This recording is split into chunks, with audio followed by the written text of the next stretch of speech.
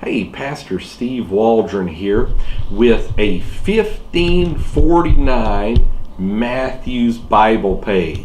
No, sorry, I don't have enough money to get a new Matthew's Bible, or new, 1549. Wish the Lord would get this. This is from the book of Deuteronomy. It's just a page, and it's not a replica. This is actually from a legitimate 1549 Matthew's Bible. So let me tell you just a little bit about the Matthew's Bible. The Matthew's Bible came out in 1537, and it was basically the William Tyndale Bible.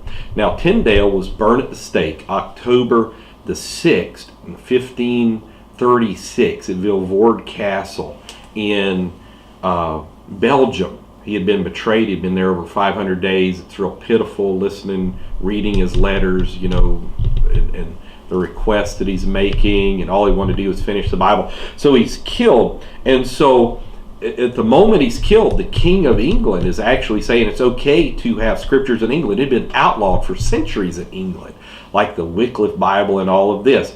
So Thomas Matthew was a pseudonym for either William Tyndale or John Rogers. There is some debate about that. So John Rogers, he had the rest of the Bible translated. Miles Coverdale had come out with the Coverdale Bible, the Great Bible, just a little bit before that. So he had it translated, the rest of it into English, and came out with the Matthew's Bible in 1537. It's also known as the Whitchurch Bible. Now, many people trace the English Bible back to that. They would say that 83% of the New Testament and 76% of the Old Testament, by people who have studied this, would come from Tyndale through the Matthew's Bible. This is not a 1537. This is a 1549 edition. This is right before the reign of Bloody Mary in 1553. This was during the reign of Edward, the boy king, who was so pious.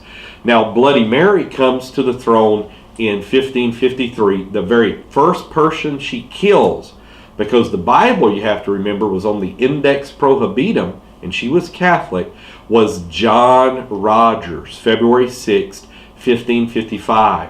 It said that John Rogers went as if he was going to take communion or to someplace in joy. His children even encouraged him going to prison. He'd been in prison and house arrest for about a year. He was unable to see his wife and stuff. But his children even encouraged him. Dad, they said that he faced the flames, just said, "This is great. This is the greatest day of my life. This is the day I get to go meet my Savior." Fox really immortalized all of that in Fox's Book of Martyrs, which came out just right after that in 1563, the first edition of this. So this, to people who love the Bible, this is something I tremble, I almost weep, holding in my hands, noting that this is right before the reign of Bloody Mary, 1549. Even though it's one page, it is something, it is a blessing, and people were staying up all night reading it. Now, let me make some observations about this. This is what's known as in Gothic or black letter type. Gothic or black letter type. And it does have, way back, they started chapter introductions. You can see before the chapter, it's got like a little what's coming up in that chapter. And these are hand-colored pieces.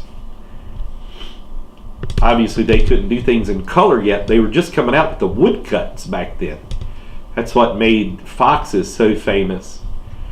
And a lot of people look at this and say, "Oh man, Old English is so hard to read." Well, actually, this is modern English.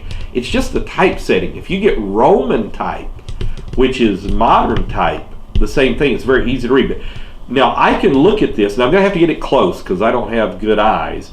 But I can look at this, and it says, "Now therefore write ye this song, and teach it the children of Israel, and put it in their mouths, that this song may be my witness unto the children of Israel. For I have brought them into the land which I have something unto their fathers, that runneth with milk and honey. And then they shall eat and something, something in the fat thereof. And anyhow, so I can read most of it when I sit and read it. Obviously, I can't when I'm just doing it in front of you. But this is the Matthew's Bible, 1549, an ancient rare Bible page. Oh man, cherish the scriptures. This was before the Geneva Bible. This was before the Bishop's Bible, before the Douay-Rheims, before the King James.